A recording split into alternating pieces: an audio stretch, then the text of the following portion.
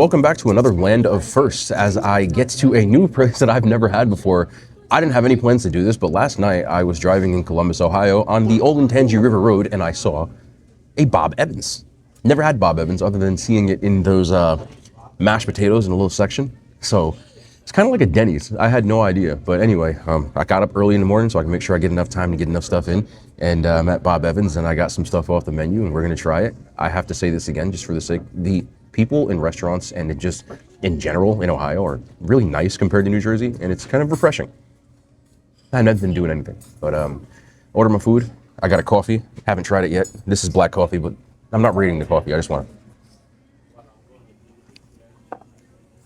Tastes like a diner coffee. That's fine with me.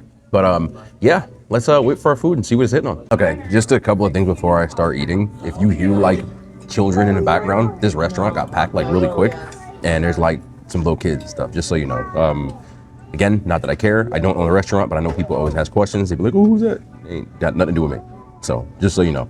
Anyway, I got 2 entrees, and the first one was a new thing that I saw. Actually, these are both new. I actually saw this on TikTok yesterday. Is how I ended up at Bob Evans.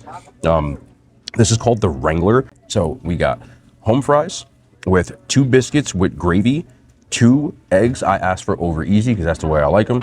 2 slices of bacon and a slice of ham. I'll get to this one in a second, but I want to start with this bad boy right here. Again, first time having Bob Evans. Don't know what the hell to expect. Don't know what the hell I'm doing. And let's start with the biscuits and gravy. I want to try everything individually, and then I'm gonna like start, you know, just kind of mixing and matching and seeing what's in here. Biscuits and sausage gravy.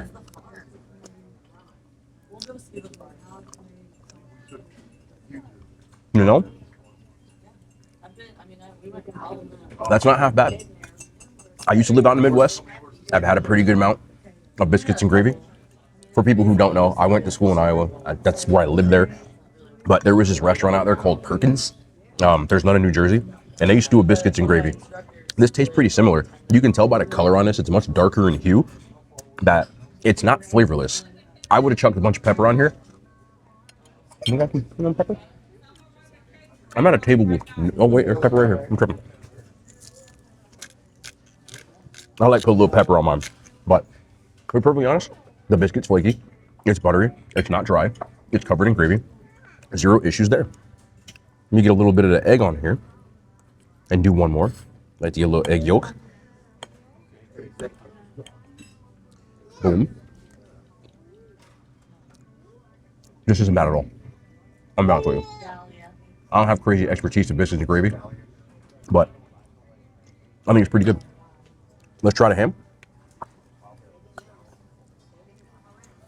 I'll tell you how much this cost at the end. I forget.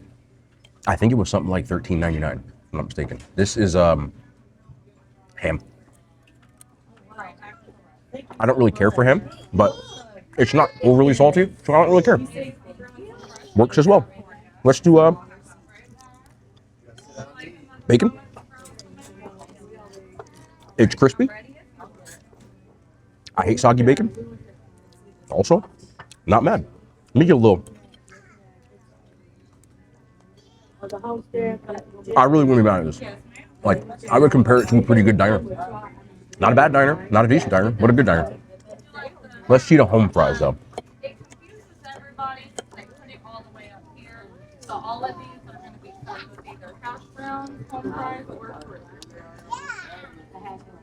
They need salt, but they're crispy, they're not dry. For potatoes' sake, there's nothing else much to them. They're just straight up potatoes that are fried pretty crispy. So I don't mind them. You know, some places will do like the peppers and the onions and stuff. The best one that I've seen from this, again, I used to go to Perkins. Their home fries were banging. These aren't as good. These don't really taste like anything but potato. But if you mix it in here, you can work with it. I don't know what anybody thinks about this place, but I'll tell you this, it's packed. If I was rating this against any diner, I'd give this a solid, like 7.8. Like, it's solid. Again, I'm not reinventing the wheel here, but I don't mind it. And the biscuits are actually good. That's the biggest thing. Bad biscuits would ruin this whole thing. I'm with it. Crispy bacon, bro. Would smash again. So this is probably gonna be a recurring theme this entire weekend, but this is the honey buttered chicken and French toast. I intended to just get the Wrangler. but this was right next to it. And when she asked me what I wanted, I threw this in at the last second. She gave me honey with it and some syrup. Now, there already is syrup on here, but you might as well. Oh, you might as well. It's got a dollop of butter, a buttermilk chicken, and then some French toast on here as well. So when I ordered it, the waitress was like, oh, you picked a good one. So that's always a good sign. Let's try the French toast, and we'll try the chicken, and we'll mix it up.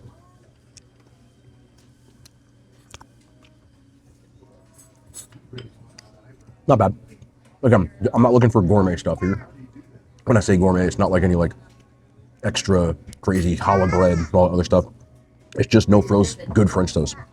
Like I feel like right now, my impression of at least this one, but let's try this. I got mad butter on this, but I'm never gonna complain about butter. Chicken.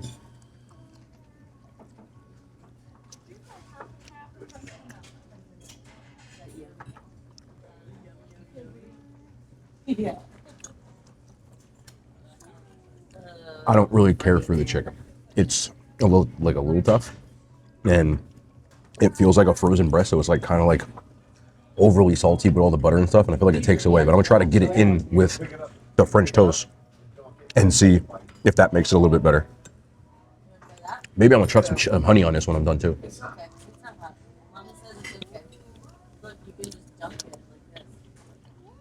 It's not bad together. Oh, alone is weird. Honey. Just to see.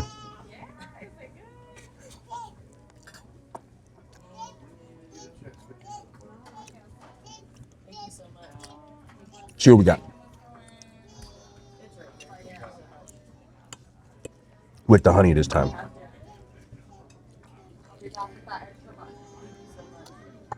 That wasn't bad. I like the Wrangler better, but this isn't bad. Once I got to the bigger part of the breast, it's not dry. It's that other part that was tough. This part, it cuts right away. So it's just that one part. This is definitely not go out of your way to get dish. I think the Wrangler at a place like this is probably gonna be much better. But I wanted to try something that was like kind of like dinner, even though we're here in the morning. I give this like a 6. It's not bad. I wouldn't call it elite, but it's chilling.